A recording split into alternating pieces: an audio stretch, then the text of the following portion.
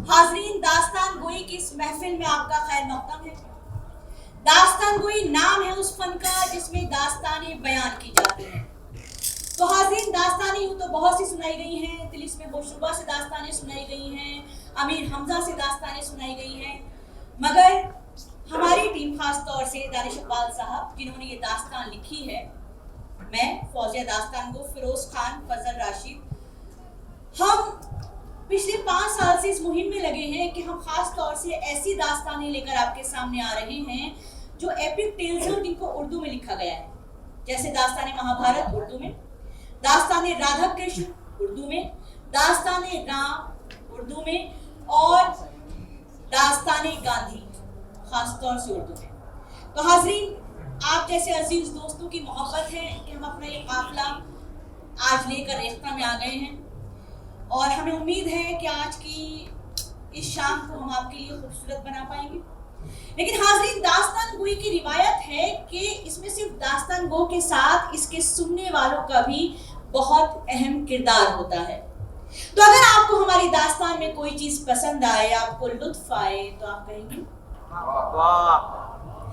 तो हाजरीन, एक जमाना था, कहा जाता था कि जिसकी ताली पिट गई उसकी इज्जत उतर गई, लेकिन आज जिसकी ताली नहीं पिटती उसकी इज्जत उतर जाती है।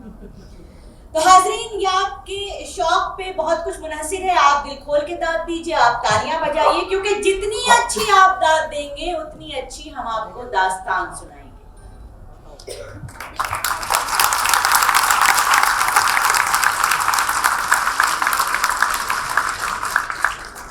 ख्वातीन हजरात, मैं रेख्ता का, मोहतरम जनाब संजीव सराफ का, रेख्ता की पूरी टीम का बहुत शुक्रिया अदा करना चाहती हूँ कि उन्होंने आज हमें ये मौका दिया कि आज हम अपना फन आपके सामने लेकर आए हैं। कोई गलती हो जाए तो उसकी माजरत। और हाजरीन, मैं दास्तान गोई की जो स्क्रिप्ट है पूरी वो जनाब मोहतरम दानिश इकबाल ने लिखी है, और इसकी जो शुरू की नज़में हैं वो लिखी हैं बकुल देव ने, डॉक्टर बकुल देव ने। हमें उम्मीद है कि आपको पसंद आएगी।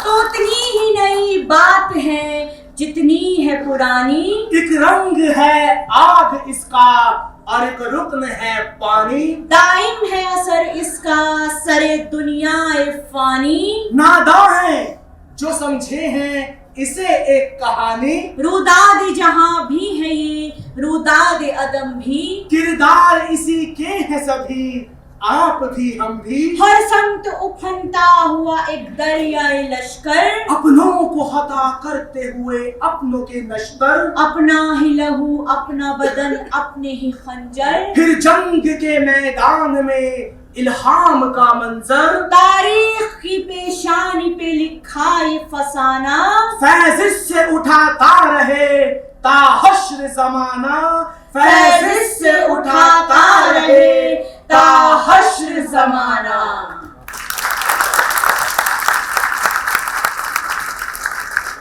तो हाजरीन, जानने वाले जानते हैं और मानने वाले मानते हैं कि ऋषि वेद व्यास ने योग की अजीमुश्शान ताकत से महाभारत तस्नीफ फरमाई।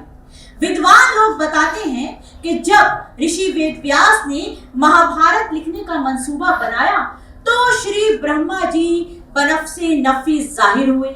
दर्शन देते ही फरमाया कि गणेश जी का ध्यान करो, सब मतलब सिद्ध हो जाएगा। चुनांचे ऋषि वेद व्यास ने अकीदते बातनी और जज्बाते कल्बी से काम लिया तो गणेश जी नमोदार हुए। फूल चंदन वगैरह से चरणों की पूजा की गई। बाद इस एहतराम के ऋषि वेद व्यास अर्ज गुजार हुए कि हे बुद्धि विनायक, आप सा आलिम दानिश्वर और असारे रूहानी और जहानी को जानने वाला कायनात में दूसरा नहीं है। खाकसार की ख्वाहिश है कि इस जहान में धर्म के लिए जो सबसे अजीम जंग हुई और जिसमें खुद भगवान नारायण ने श्री कृष्ण के रूप में शामिल होकर धर्म की गुत्थी सुलझाई, उसका कुल हाल मैं वेदों के इल्म के नज्म किया जाए। वेद व्यास जी ने अर्ज किया कि बमहरे मालिके कायनात, खादिम तखलीक तो कर सकता है लेकिन इस जखीरे को कलमबंद करने की कुव्वत व काबिलियत खाकसार नहीं रखता है। चुनाचे गुजारिश है कि अजराहे करम खादिम का कहा हुआ आप कलमबंद करेंगे तो तमाम आलम को एहसानमंद करेंगे। आपका तहरीर करदा बेऐब होगा और दुनिया का कल्याण करने वाला होगा। तब शिव जी के साहबजादे यानी ताजदारे इल्म दानिश मुश्किल कुशा गणेश जी ने हंसकर कहा कि मुनीवर, मेरी एक शर्त है, जो आप बोलेंगे हम लिखेंगे, लेकिन हम कलम नहीं रोकेंगे। याद रहे, कलम रुक गया तो हम नहीं लिखेंगे। तब व्यास इस कौलो करार के बाद उधर ज़बाने मुबारक से गौहरअफशानी होने लगी, इधर शाखे कलम से गुलअफशानी होने लगी। तो इस तरह ये अजीम ग्रंथ वजूद में आया। ज्ञानी लोग बताते हैं कि जिस शख्स को वेद पढ़ने की ख्वाहिश हो वो पहले महाभारत पढ़े। जिसने महाभारत ना पढ़ी और वेद पढ़े, उसका वेद पढ़ना और ना पढ़ना सब बराबर है। महाभारत रात को पढ़ी जाए तो दिन के गुनाहों का कफ्फारा हो, दिन को पढ़े तो रात के पाप कट जाएं। नामवर उर्दू शायर और मुसन्निफ जनाब तोता राम शाया ने नवाब आसिफ उद्दौला के जमाने में पूरी महाभारत मंजूम लिखी थी। मंजूम यानी शायरी की जबान में लिखी थी। फरमाते हैं, ज़बाने कलम गुलफशानी पे है, बहारे मजामी जवानी पे है, ये किस्सा जमाने में मशहूर है, ये अहवाल इस तरह मज़कूर है, कलम पे मेरी शहसवारी निसार, पियादी मजामी बने हैं सवार, पियादी मजामी बने हैं सवार। तो एक और किस्सा कुछ यूं सुनाया जाता है कि एक बार ऋषि वेद व्यास राजा जन्मेजय से मिलने हस्तिनापुर पधारे। राजा ऋषि वेद व्यास जी को देखकर उनकी चरण वंदना करते हुए कहने लगे कि अहो भाग्य हमारे जो आपके दर्शन हुए। राजा ऋषि वेद व्यास जी को लेकर सभा भवन गए और सेवा अर्चना करने के बाद कहने लगे कि हे मुनि, आप तो तीनों काल की बात जानते हैं और आप ही तो कौरवों और पांडवों को भी उपदेश देते थे। फिर ऐसा क्या हुआ कि आप दोनों पक्षों का युद्ध से विनाश नहीं रोक पाए? द्रौपदी का जब अपमान हुआ तो आपने उसे क्यों ना रोका? मेरी आपसे विनती है कि आप कुछ दिन यहाँ विश्राम कीजिए और कृपा करके ये सारी बातें भी आप मुझे बताइए। ये वचन राजा के सुन के ऋषि वेदव्यास कहने लगे कि राजन, कौरवों और पांडवों की बुद्धि का भाग्य गति के द्वारा नाश हो गया था। यही कारण है कि उन्होंने मेरे उपदेशों पर ध्यान नहीं दिया था। ऐसा एक बार नहीं, अनेकों बार होता है कि अच्छे से अच्छा मनुष्य भी अच्छे से अच्छी बात पर ध्यान नहीं देता है और इसी कारण कभी बहुत कुछ और कभी सब कुछ खो देता है। और आज यही कारण है कि हम तुम्हें उपदेश देने आए हैं तथा भविष्य के कोप से सचेत करने आए हैं। अगर तुम मेरे उपदेशों पर ध्यान न दोगे तो बहुत दुख और बहुत कष्ट भोगोगे। तो राजन, हम तुम्हें खबरदार करते हैं कि अगर तुम्हें कोई घोड़ा बहुत सुंदर दिखे और उसको हासिल करने का तुम्हारा दिल करे तो उसको तुम लेना नहीं और भाग्य के बिछाए जाल में फंसना नहीं। और अगर ले भी लेना तो उस पर बैठकर सवारी न करना, और अगर सवारी भी कर लेना तो कभी शिकार पर मत जाना, और अगर शिकार पर भी जाना तो कभी सुंदर स्त्रियों के जाल में ना आना। कुछ भी हो जाए तो भी उन सुंदर स्त्रियों को ग्रहण न करना और न कभी उनकी बात मानना। इसी में राजन तुम्हारा कल्याण है। अब इसके बाद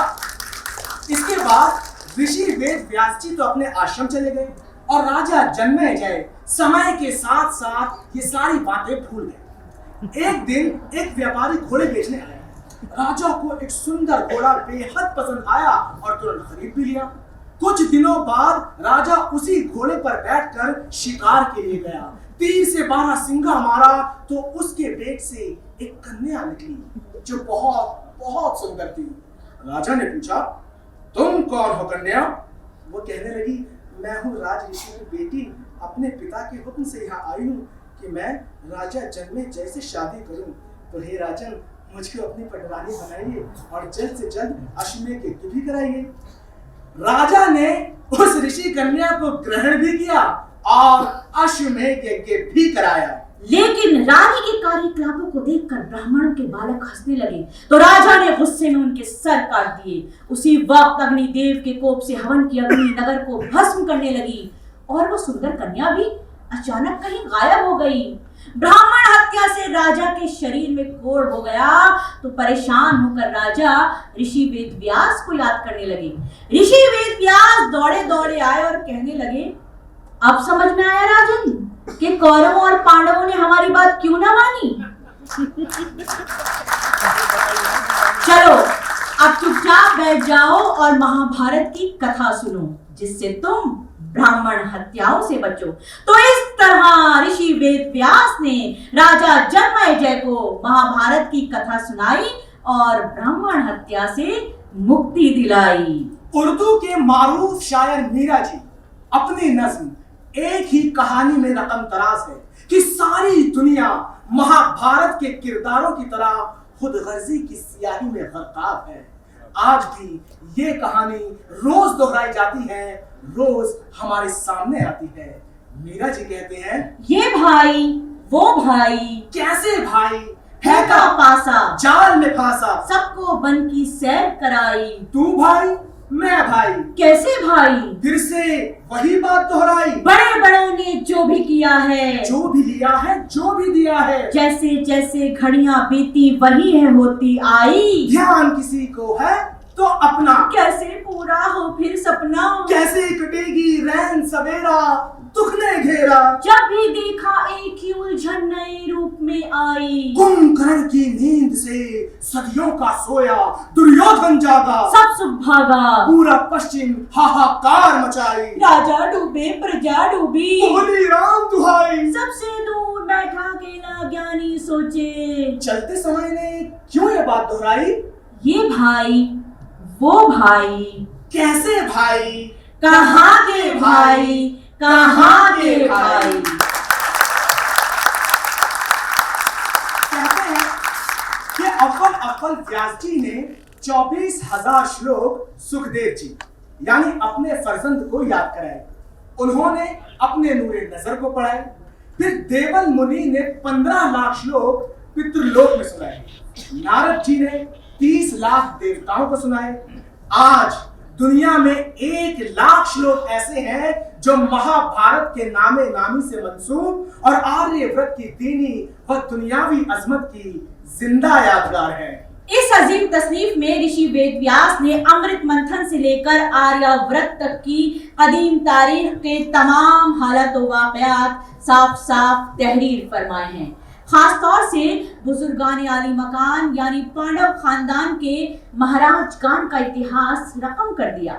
अपनी तसनीफ में फरमाते हैं ऋषि वेदव्यास कि युधिष्ठिर, भीमसेन, अर्जुन, नकुल, सहदेव पांचों पांडव गंधमादन में कयाम पजीर थे। जब हस्तिनापुर तशरीफ लाए तो भीष्म पितामह, विदुर और धृतराष्ट्र का कलेजा हाथ भर का हो गया। बाशिंदगाने शहर की कली कली खिल गई। जो देखता निछावर होता था। लोग सूरतों सीरत पर लोट हो रहे थे, लेकिन दुर्योधन और उसके 99 भाई दिल ही दिल में जलते थे और उनके दिलों में 100 बैर पलते थे। एक दिन बस चला तो भीमसेन को जहर दे दिया। उस पर भी नियत ना भरी तो उठाकर दरिया में डाल दिया, मगर भीमसेन खुदा के फजल से बाल बाल बच गया। एक रोया भी मैला ना हुआ। एक मर्तबा पांचों के पांचों को राल और राख के मकान में फूकने की कोशिश की, लेकिन हाफिज़े हकीकी ने वहां से भी सही सलामत निकाला और हर हर कदम संभाला। फिर साजिशों का दौर शुरू हुआ। कौरवों ने पांडवों पर जुए का जाल फेंका और छल कपट से सब जीत लिया। यहाँ तक कि रानी द्रौपदी को भी युधिष्ठिर ने दांव पर लगा दिया।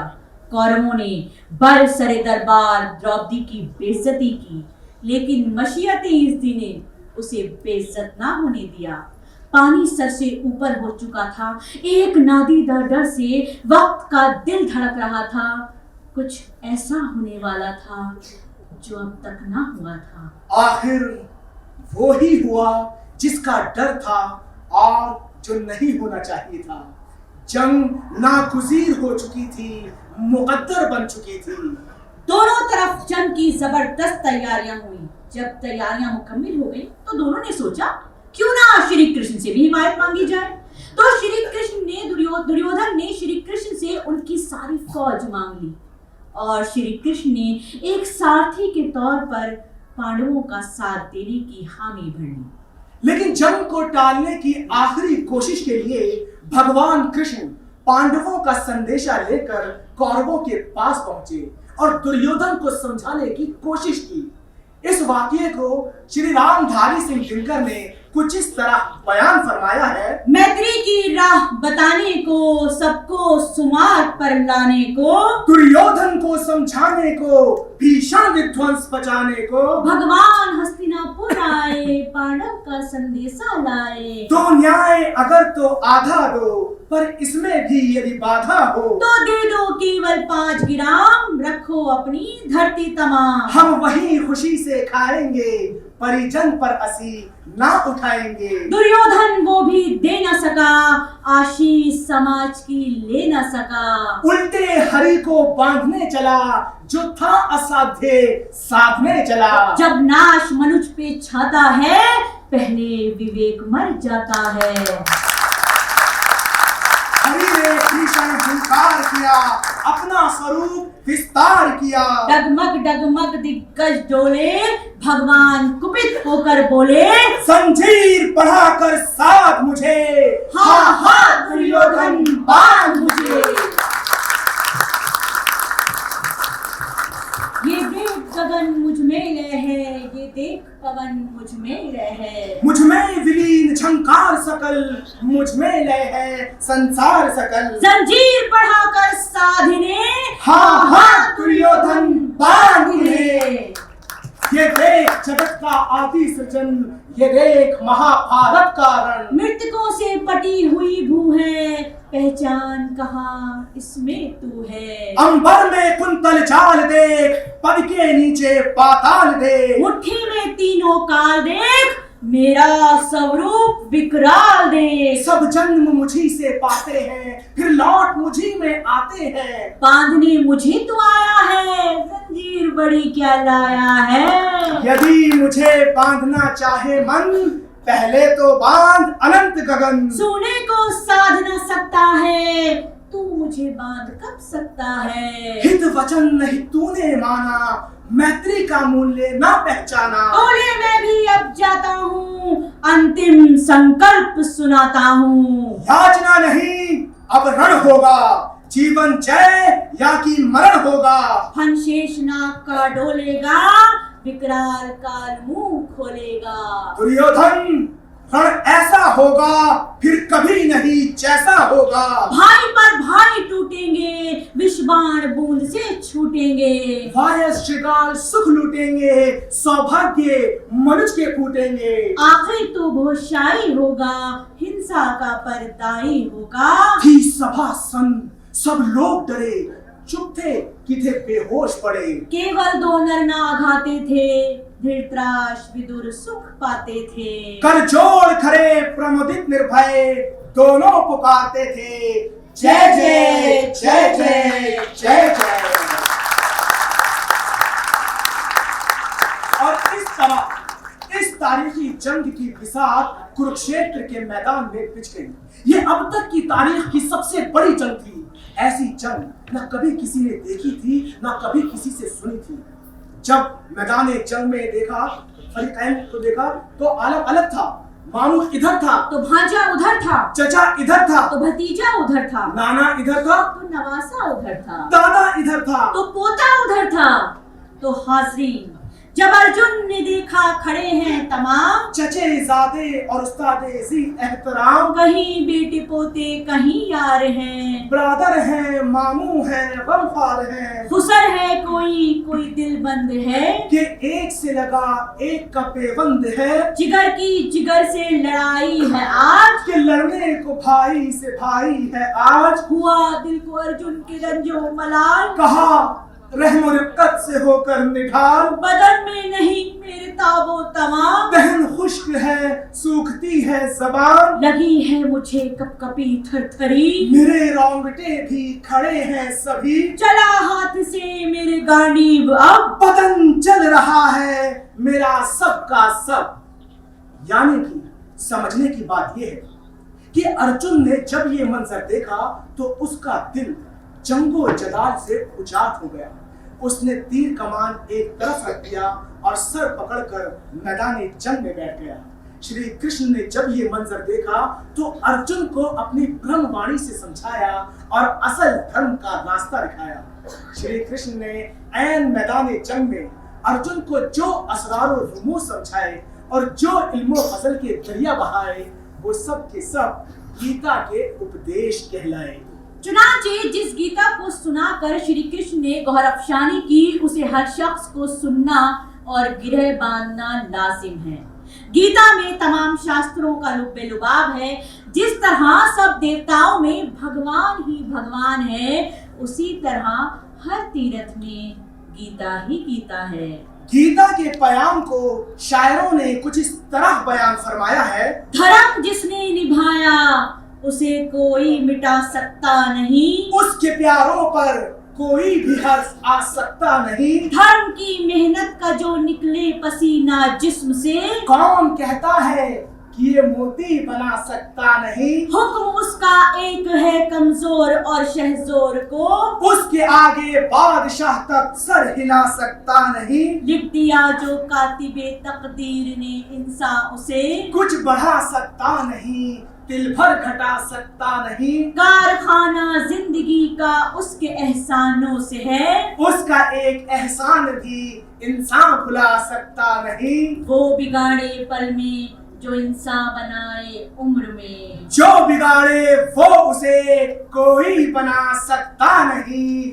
जो बिगाड़े वो उसे कोई बना सकता नहीं। तो श्री कृष्ण ने अर्जुन को बताया कि इंसान क्या है, रूह क्या है, खुदा क्या है, विसारे बारी ताला कैसे हासिल हो सकता है, निष्काम कर्म यानी बेलौस अमल क्या होता है और कैसे किया जाता है। यह इरफानी और रूहानी मजमून संस्कृत के 700 श्लोकों में बयान किया गया है। हर श्लोक मार्फत का एक रंगीन फूल है और इन्हीं 700 फूलों की माला को गीता का नाम दिया गया है। ये फूल उसी बाग से चुने गए हैं जिसका नाम गुलशन बका है और जिसे आबे हयात ने सींचा है। रूहानी फूलों की इस माला में अजब खुशबू है और गजब की तासीर है। श्री कृष्ण फरमाते हैं कि कुंती के लाल, जो शख्स जिस तरह की तमन्ना, जिस तरह की ख्वाहिश और जिस तरह का अमल करता है, उसी की मुनासिबत से अजर पाता है। जो देवताओं को पूजेगा वो देवताओं तक पहुंचेगा, जो भूतों की इबादत करेगा वो भूतों तक रसाई हासिल करेगा, और जो ईश्वर का मुतलाशी होगा वो ईश्वर तक पहुंचेगा और मुक्ति हासिल करेगा। तो हाज़रीन, हवासो हवस से जो मजबूर हैं, हुए ज्ञान से उनके दिल दूर हैं, निकाले तबीयत से पूजा की रीत, करे दूसरे देवताओं से प्रीत, मनाए जो पितरों को पितरों तक आए, जो भूतों को पूजे वो भूतों को पाए, सनम के पुजारी सनम से मिले, हमारे परस्तार हमसे मिले, जिन्हें तीनों वेदों में है दस्तरस, वो जन्नत के तालिब पिए सोमरस। कोई आदमी गर्चे बदकार है मगर मेरा दिल से परस्तार है, वो धर्मात्मा जल्द हो जाएगा, करारो सुकून दायमी पाएगा। समझ दिल से ये बात कुंती के लाल, मेरा भक्त पाए ना हर की सवाल, मुझे आसरा जब बनाएगा वो, तो आला मनाजिल पे जाएगा वो, तो आला मनाजिल पे जाएगा वो। तो श्री कृष्ण ने रूहानी असरार और रुमूज की सारी बातें बताने के बाद अर्जुन से कहा, ये कहना तेरा खुद अहंकार है कि मुझको लड़ाई से इनकार है। ये सब अज़्म काफूर हो जाएगा, तू फितरत से मजबूर हो जाएगा। सुन अर्जुन, खुदा है खुदा हर कहीं, खुदाई के दिल में खुदाई है मकीन। वो सब हस्तियों को घुमाता रहे, वो माया का चक्कर चलाता रहे। बताया तुझे मैंने ए पाकबाज, ये ज्ञानों का ज्ञान और राजों का राज। ए अर्जुन तू प्यारा है महबूब है, तेरा फायदा मुझको मतलूब है। कहा अर्जुन ने ए लायजाल, हुआ दूर शक और फरेबे ख्याल। पता चल गया दिल है मजबूत अब, बजाऊंगा आपके हुक्म सब। तो हाज़रीन, जंग शुरू होने से पहले धृतराष्ट्र ने संजय से कहा, कुरुक्षेत्र की धर्म भूमि पे जब मिले पांडवों से मेरे लाल सब, लड़ाई का दिल में जमाए ख्याल, तो संजय बता उनका सब हाल चाल। यानी कि इब्तिदाई जंग का मंजर संजय ने धृतराष्ट्र को कुछ यूं सुनाया कि जैसे ही अर्जुन गांडीव धनुष चढ़ाए नजर आया, तमाम महारथियों ने वो शोरगुल मचाया कि जमीन और आसमान सर पर उठाया।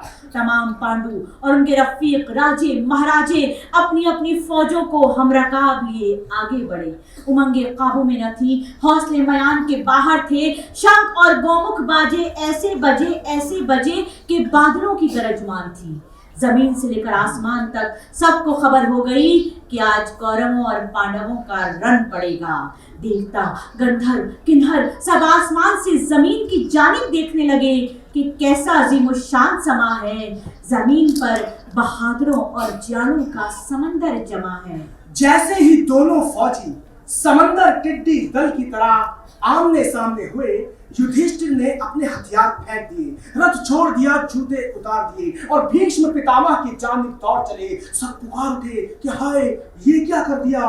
अभी तो दो हाथ भी ना हुए थे, अभी से हाथ जोड़ बैठे। श्री कृष्ण आलिमे गैब थे, अंतर्यामी थे। उन्होंने सबको बताया कि ये बुज़दिली नहीं है। राजा युधिष्ठिर बुजुर्गों से जंग की इजाजत लेने गए हैं। यही सआदतमंदी है। युधिष्ठिर ने भीष्म से कहा, मैं बुजुर्गों की इजाजत के बगैर कुछ नहीं करता। आप इजाजत दे तो हथियार उठाऊं। मुकाबला आपसे है, मुझे दुआ दीजिए कि फतेह मेरी हो। भीष्म ने कहा, क्योंकि आज भी तुम्हें पासे अदब मनहूस खातिर है, चुनाचे आशीर्वाद देता हूँ। फलो फूलो मैदान मारो और ये लड़ाई जीतो। जिसको बुजुर्गों का ख्याल धर्म का अदब है, ऐसे इंसान को शिकस्त नहीं हो सकती। द्रोणाचार्य ने भी कहा, तुम्हें बुजुर्गों का अदब है, इसलिए मेरी दुआ है कि तुम फतेहयाब हो। हम लड़ेंगे जरूर कौरवों की तरफ से, लेकिन दुआएं करेंगे तुम्हारे लिए। और फिर जब जंग शुरू हुई तो ऐसी जंग न कभी हुई थी और न होगी। बहादुरों के नारों से कानों के पर्दे फटे जाते थे। भीमसेन ऐसा गरजा कि हाथी चिंगारना भूल गए। घोड़ों ने हिनहिनाना बंद कर दिया। बुज़दिल दहर गए। कौरवों के पैर गोंद से चिपक गए। भीमसेन गरजा तो शूरवीर झपटे। दुर्योधन ने सब भाइयों को ललकारा। सबने मिलकर ऐसा घेरा कि कोई रास्ता न रह गया। फिर तो वो जंग हुई कि अल हफीजो अल अमा। दुश्मनों ने ऐसी फुर्ती से तीर चलाए कि बिजली भी क्या कौंदेगी। सुभद्रा के बेटे अर्जुन के फर्जंद ने चचा को घिरा देखा। चचा को घिरा देखकर एक तरफ से पाला संभाला। द्रोणाचार्य ने देखा तो तीरों की बौछार शुरू कर दी। ऐसे तीर बरसाए कि आसमान पर सितारों की सी रोशनी छा गई। दुर्योधन जान पे खेल रहा था। एक सफ से दूसरी में बिजली की तरह कौंद रहा था। जंग चलती रही। खून की नदियां बहती रही, बढ़ती गई। खून के फव्वारे सावन भादों की झड़ी का समा दिखाते थे। कभी भीष्म पितामह तीर बरसाते आगे बढ़ते तो कभी अर्जुन की कमान से आग बरसती। अर्जुन की बहादुरी देखकर भीष्म ने शाबाश कहा। हर लड़ने वाला शराबे शुजात से बदमस्त था। चेहरों पर जलाल और आंखों में जोशे गजब था। रथों ने रथों से, फील बानों ने फील बानों से टक्कर ली। रथ बान आंधे मुंह गिरे, घोड़ों के दम उखड़ गए। हाथियों पर हाथी गिरे तो टक्करों से सलसले का समा था। मस्त हाथियों ने घोड़ों की हड्डियां पीस डाली, घोड़ों ने प्यादों को रौंद डाला, प्यादे तलवारें सांत सांत कर घुड़सवारों पर जा पड़े थे। बहादुरों ने चकनाचूर रथ उठाकर जो फेंके तो घोड़ों की जान गई। फीलबानों ने हजारों को कुचल डाला, तीरों ने किसी का सर उड़ा दिया तो किसी के बाजू, कुश्तों के पुश्ते बंध गए, जख्मियों का बिछौना बिछ गया, लाश पर लाश गिरती थी, तलवार से तलवार कट गई। पकाल पंडित दत्तात्रेय कैफी, तबे जंग थी तेग की वो रवानी, जिगर जिससे शेरों के थे पानी पानी, वो बरक़े फना थी पे जिंदगानी, अमा जिससे दुश्वार थी बच के पानी, शुजाअत की जौहर जो पहचानते थे, वो लोहा उसी तेग का मानते थे। वो जब बयान से निकली भरकर तरारे, तो धुंधला गए बर्क के भी शरारे, नजर आए चश्मे अदू में सितारे, बस एक बार में सैकड़ों सर उतारे, चढ़ा बाढ़ पर जो अदम को सिधारा, जो मुंह पर चढ़ा बस उसे घाट उतारा। वो शामत सी सर पर गनीमों के आई, न फुर्सत जिन्होंने संभलने की पाई, अमा गुरस से भीम के किसने पाई, तो तीरों से अर्जुन के किसकी बराई, गनीम उनके नामों से थे खौफ खाते, अदू हौल से उनके थे कप कपाते, न पहले कभी दांव अपना चलाया, सिपर के न घूंघट में मुंह को छुपाया, सदाबार दुश्मन का सीने पे खाया, न गिरते हुए पर कभी हाथ उठाया, न गिरते हुए पर कभी हाथ उठाया। और फिर दूसरे दिन जैसे ही जंग का बिगुल बजा तो आज तो भीष्म पितामह अलग ही रंग में थे। वो जिधर से भी गुजरते थे कुश्तों के पुश्ते लगा देते थे।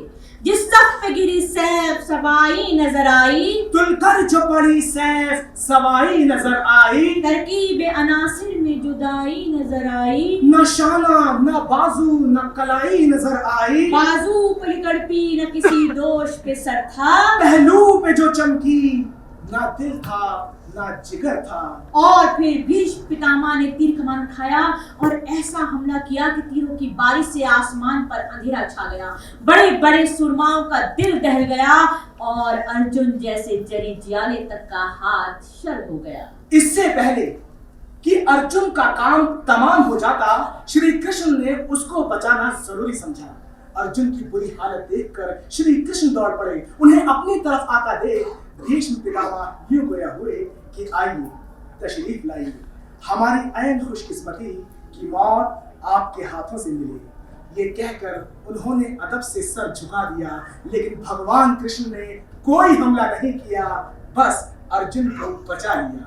और फिर जंग में जख्मी होकर भीष्म पितामह बाणशैया पर पहुंच गए। उसके बाद द्रोणाचार्य ने जंग की कमान संभाली और चक्रव्यूह की रचना की। फिर कौरव सरदारों ने मकरो फरेब से अकेले अभिमन्यु को घेर कर बेगैरती की सारी हदें पार करते हुए उसे बेदर्दी से कत्ल कर डाला। लेकिन अभिमन्यु ने मरते मरते 10,000 महारथी चक्रव्यूह में मारे और तब जान दी।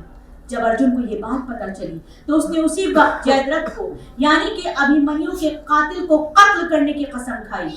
कौरवों ने उसे बचाने के लिए आखिरी दम लगा दिया, लेकिन अर्जुन ने उसे कैफरे किरदार तक पहुंचा कर ही दम लिया। फिर एक दिन भीमसेन ने इंद्र वर्मा का हाथी अश्वत्थामा मार गिराया।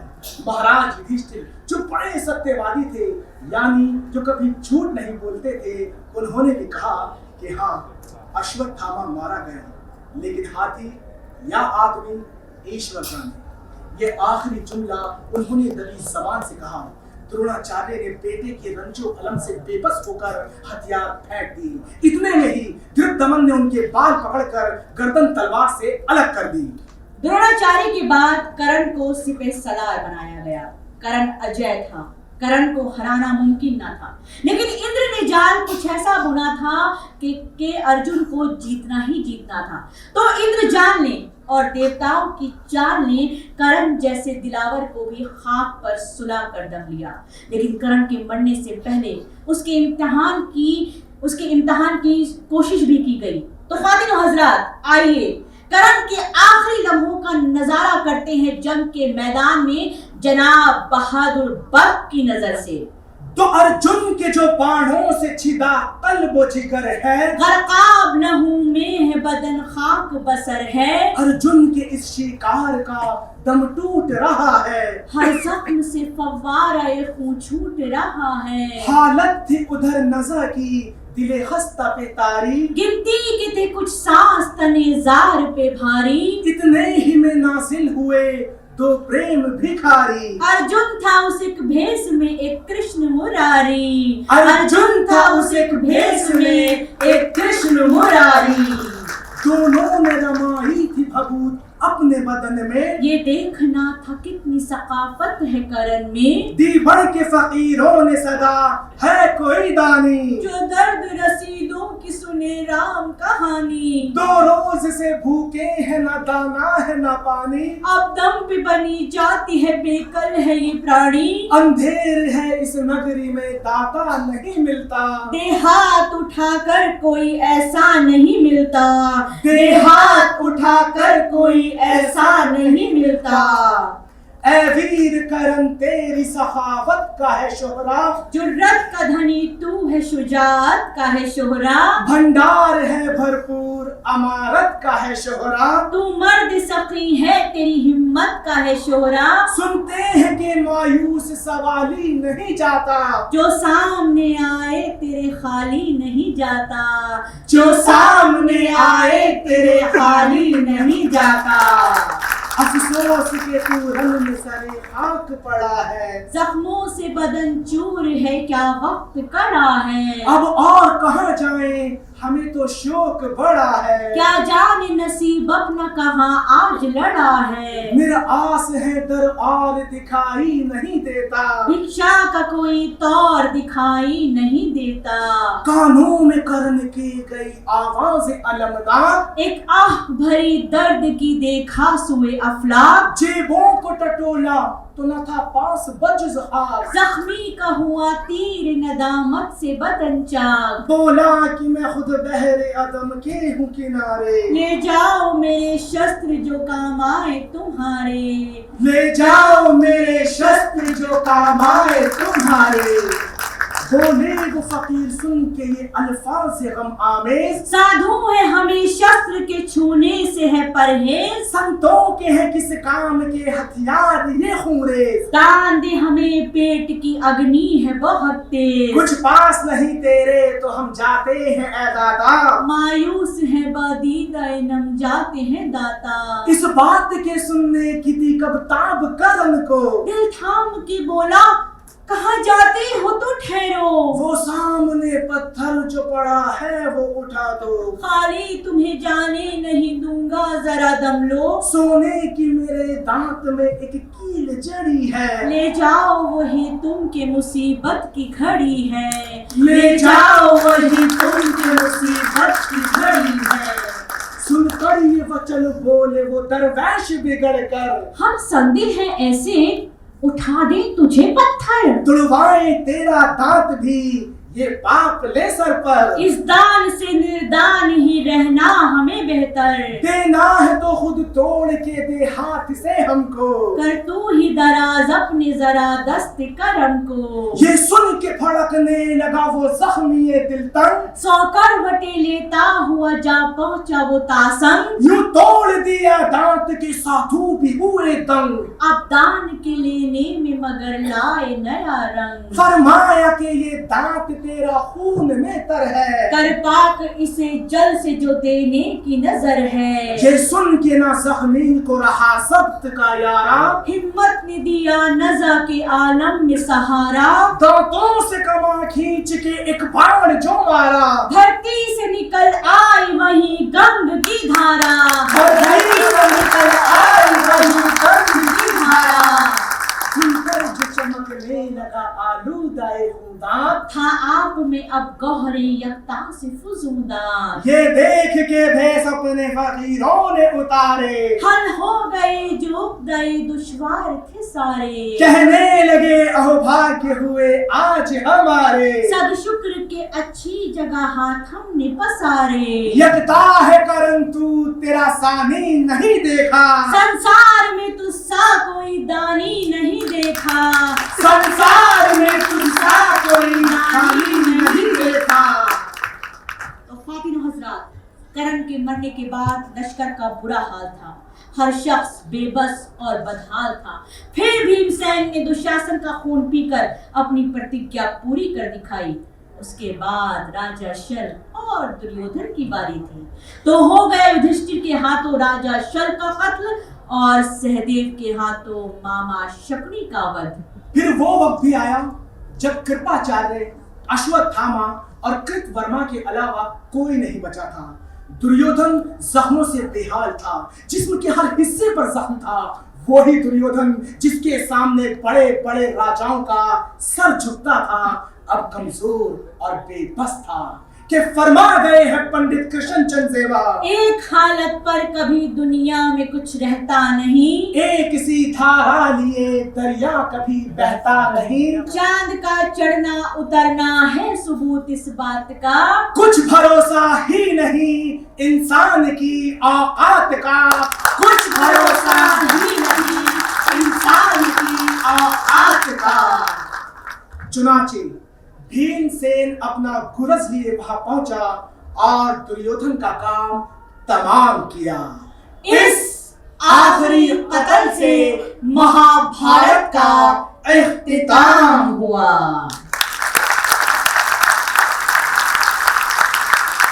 तो हाज़रीन, जंग के इख्तिताम पर श्री कृष्ण की हिदायत पर पांचों भाई राजधानी की सैर को निकले। जुलूस में हम रकाब सैकड़ों राजे महाराजे शामिल थे। धृतराष्ट्र को आगे रखकर युधिष्ठिर ने हस्तिनापुर का गश्त किया। शाही बाजों की आवाज आसमान तक जाती थी। हर तरफ मुबारक सलामत का शोर था। सोने चांदी के सिक्कों की बारिश का जोर था। हर शख्स दस्त बदुआ था कि महाराज युधिष्ठिर की जय हो, महाराज युधिष्ठिर की जय हो। शहर की सड़कें चौथी की दुल्हन से ज्यादा सजी थी। नौउम्र लड़कियां हर मोड़ पर गीत गाती थी। शाही सवारी पर फूल बरसाती थी। हर तरफ गुलो गुलजार था। जश्न मौसमे बहार था। गली गली सुंदर सजीली कन्याओं के होल इस्तकबालिया तराने गाते थे और इन तरानों को सुनकर आवाम के दिल झूम झूम जाते थे। उर्दू के शायर नजीर बनासी ने इस्तकबालिया तराने गाती कन्याओं को जो अल्फाज दिए हैं वो आप भी समाअत फरमाएं। कन्याओं का एक होल गाता था, घर की किस्मत सजी घर में आए सजन, ऐसे महके बदन जैसे चंदन का बन, आज धरती पे है स्वर्ग का वाकपन, अप्सराएं क्यों न गाएं मंगला चरण, उनके कदमों से फूल और फुलवारियां, आगमन उनका मधुमास का आगमन, आगमन उनका मधुमास का आगमन।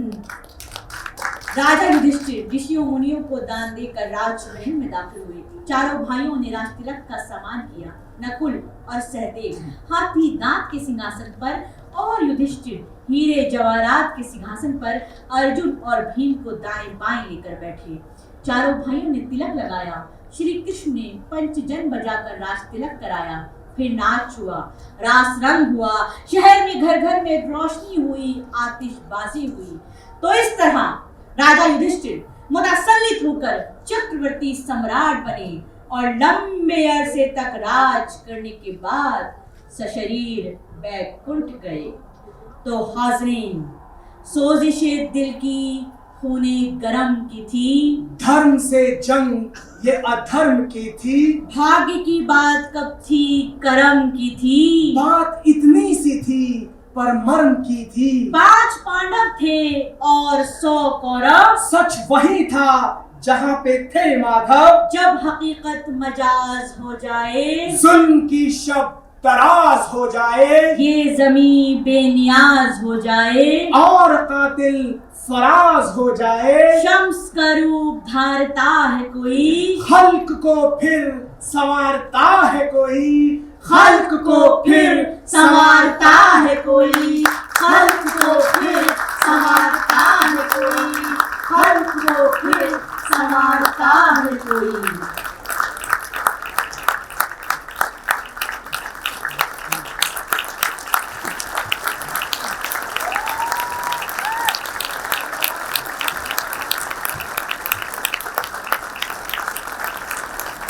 बहुत शुक्रिया